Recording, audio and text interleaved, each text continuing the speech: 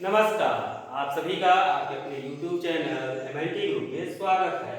आज हम पढ़ने जा रहे हैं मैथ क्लास 8 एक्सरसाइज 1.1। तो क्वेश्चन नंबर फर्स्ट लेते हैं। Name the property under multiplication used in each of the following.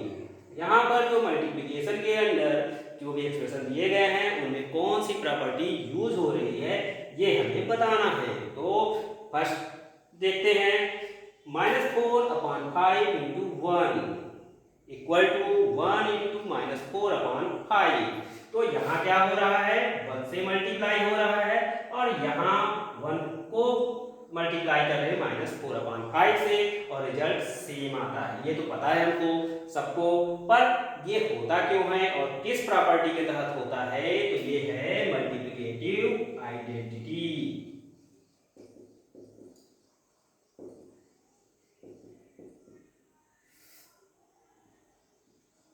अब बात ये आ रही होगी कि यही क्यों है। भाई यहाँ पर है दो वर्ड आपको मिल रहे हैं, एक है मल्टीप्लिकेटिव और एक है आइडेंटिटी। तो मल्टीप्लिकेटिव क्यों आया है, क्योंकि यहाँ पर मल्टीप्लाई हो रहा है, अंडर मल्टीप्लिकेशन है। और ये आइडेंटिटी क्या होती है, तो अगर हम आइडेंटिटी को हिंदी में बोले तो हम सब जानते हैं क्या बोलते हैं, पहचान।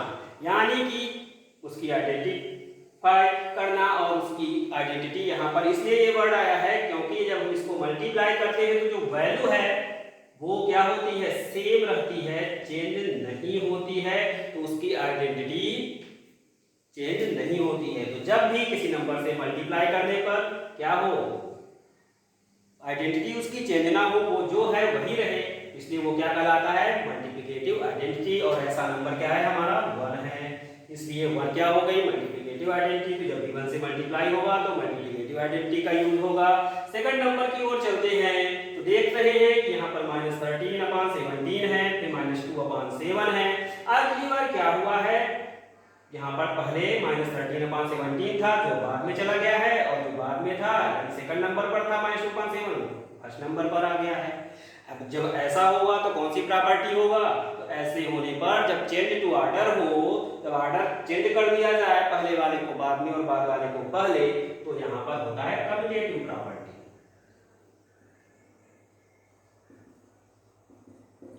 जिसे हम कम्यूटेटिविटी कहते हैं। तो ये है कम्यूटेटिविटी या कम्यूटेटिव प्रॉपर्टी के तहत। अब आते हैं थर्ड नंबर पर। थर्ड नंबर पर देख रहे हैं कि नंबर है और एक नंबर है जिसको मल्टीप्लाई करने पर 1 आ रहा है। तो ऐसा रेशनल नंबर में कब होता है, जब हम किन्हीं दो नंबरों को मल्टीप्लाई करते हैं तो 1 आता है भाई।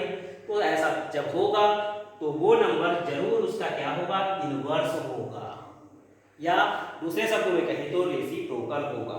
तो जब भी किसी नंबर को उसके इनवर्स से मल्टीप्लाई कर रहे हैं और 1 आ रहा है तो क्या होगा, जब भी क्या हमेशा ही आएगा, पर जब रिजल्ट 1 आता है और नंबर को, रेशनल नंबर को मल्टीप्लाई करने पर, तो ये निश्चित हो जाता है कि हम उस नंबर को उसके इनवर्स से ही मल्टीप्लाई कर रहे हैं। इसलिए यहाँ पर क्या हो जाएगा, कौन सी प्रॉपर्टी, मल्टीप्लिकेटिव इनवर्स।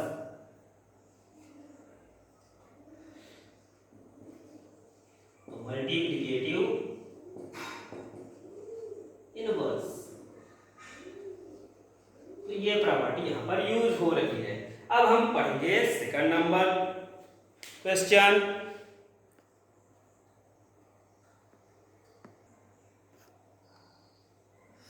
तो आइए देखते हैं question number second. Tell what property allows you to compute this. यहाँ पर कौन सी प्रॉपर्टी हमें अलाउ करती है कि हम इसको कंप्यूट कर सकते हैं, गणना कर सकते हैं, इसे सॉल्व कर सकते हैं। तो उस प्रॉपर्टी का नाम हमें बताना है। तो यहाँ देख पा रहे हैं कि कोई नंबर है, फिर दूसरा नंबर है और तीसरा नंबर है, उसको हम मल्टीप्लाई करें तो उसे किस तरीके से मल्टीप्लाई किया जा सकता है। यहाँ पहले सेकंड और थर्ड को मल्टीप्लाई किया, फिर फर्स्ट को, क्यों, क्योंकि यहाँ पर ब्रैकेट लगा हुआ है, इसलिए पहले ब्रैकेट सॉल्व होगा। और दूसरी बात ऐड हम कर सकते हैं कि फर्स्ट और सेकंड को करें और फिर थर्ड को करें। तो ये कौन सी प्रॉपर्टी में आता है, तो हम सबको पता है कि ये कौन सी प्रॉपर्टी है, एसोसिएटिविटी या एसोसिएटिव प्रॉपर्टी।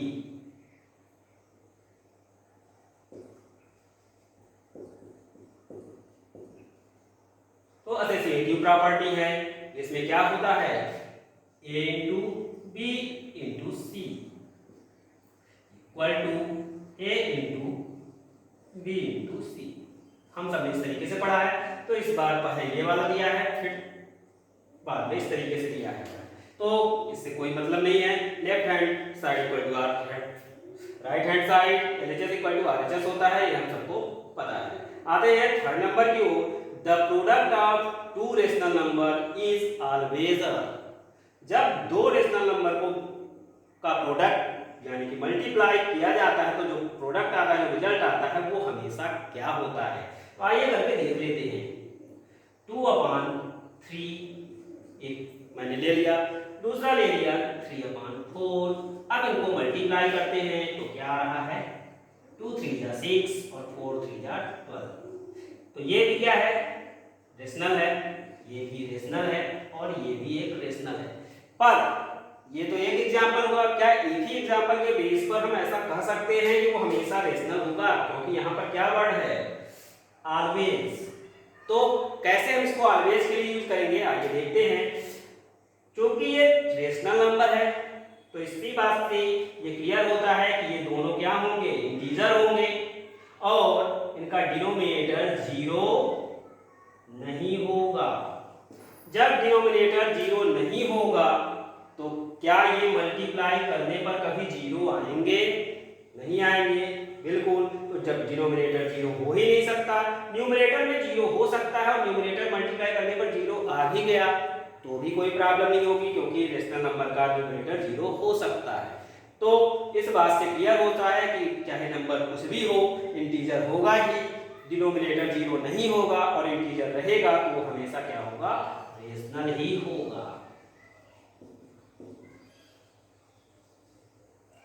अब यहां से आपकी एक्सरसाइज कंप्लीट होती है, पर हमने ये पाया है कि जो आपके एक्सरसाइज में क्वेश्चन दिए गए हैं वो सिर्फ 1 मार्क्स में आने वाले हैं। तो अब हम एक एग्जाम्पल उठाते हैं और उसको सॉल्व करते हैं कि अगर ज़्यादा नंबर का क्वेश्चन आया, जाहिर सी बात है एक्सरसाइज या चैप्टर से, और इस चैप्टर में एक ही एक्सरसाइज दी गई है तो एक चैप्टर से एक ही मार्क्स का तो आएगा ही, 1 मार्क्स का केवल। सो अब हम एक एग्जाम्पल लेते हैं और उसके बेस पर आपको आगे समझाते हैं। तो हमने ये एग्जाम्पल लिया हुआ है जिसमें हमें यहाँ पर वैल्यू फाइंड करनी है। तो यहाँ है सबसे पहले इस तरीके का एक्सप्रेशन, तो हम जब भी सॉल्व करेंगे तो उसको लिख लेंगे एक बार 2/5 इंटू -3/7 इंटू ये 2 माइनस नहीं है -1/14 इंटू -3/7 इंटू 3/5। अब इसे सॉल्व करना है तो हम इसे किसके तहत करेंगे, BODMAS के थ्रू करते हैं कोई भी एक्सप्रेशन सॉल्व।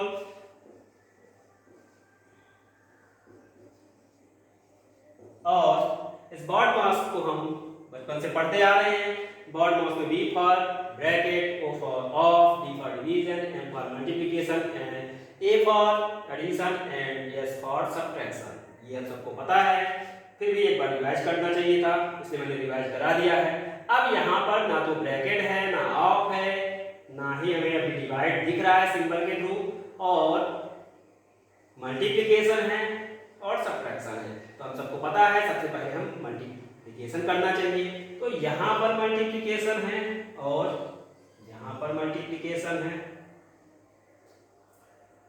ठीक है। अब हमें क्या दिख रहा है कि यहाँ भी -3/7 है, यहाँ भी -3/7 है, तो हम क्या कर सकते हैं इन दोनों में कॉमन भी ले सकते हैं।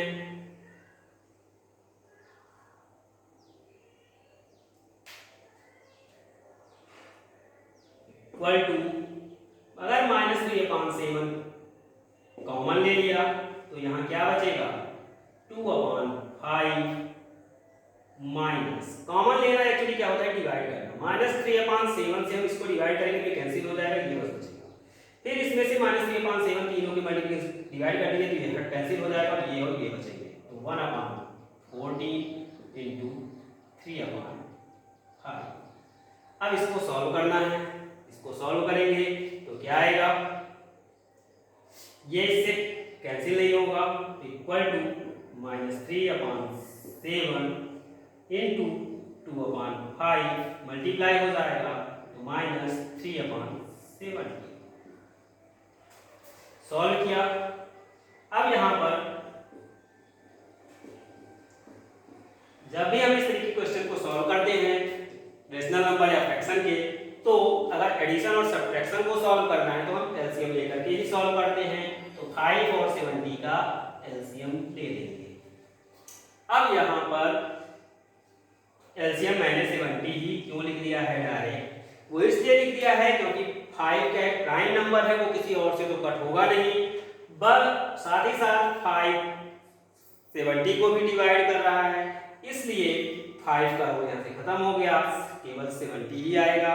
तो 70 आया, 5 से 70 को अब डिवाइड करेंगे तो 14 आएगा, और 14 से फिर 2 को मल्टीप्लाई कर दिया तो 28 आ गया। -70 से 70 डिवाइड हुआ तो क्या आएगा 3, सेम नंबर है 1 आएगा, और जब सेम नंबर है तो हमें सेम डायरेक्ट लिख देना है। क्यों? क्योंकि 1 आएगा और 1 से किसी को मल्टीप्लाई करने पर सेम आता है, 1 मल्टीप्लिकेटिव आइडेंटिटी है, इसलिए -3/7 इंटू 28 - 3 25/70। अब ये ब्रैकेट हट जाएगा क्योंकि सिंगल टर्म में हो गया। 3/7 इंटू 25/70, 5 से 14 था, क्या आया 5/14 इक्वल टू -3/7 इंटू 5/14। अब इसको सॉल्व करेंगे, ये 3 से ना 7 डिवाइड होगा, ना 14 होगा, ना 5 से 7 होगा, ना फिर 14 होगा, इसलिए डायरेक्ट क्या करना होगा, हमें मल्टीप्लाई करना होगा। तो -15/14 से बन जा 98, तो ये हमारा क्या आ जाएगा, आंसर आ जाएगा।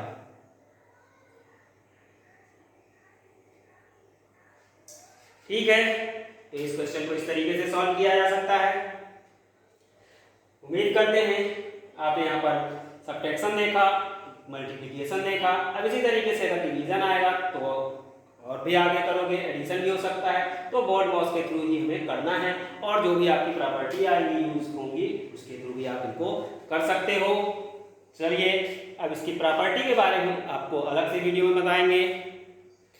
आशा करते हैं कि आपको समझ में आया होगा और हमारा प्रयास और बेहतर हो समझाने का होगा। आपको मिलते हैं अगले वीडियो में। आपका दिन शुभ हो। धन्यवाद।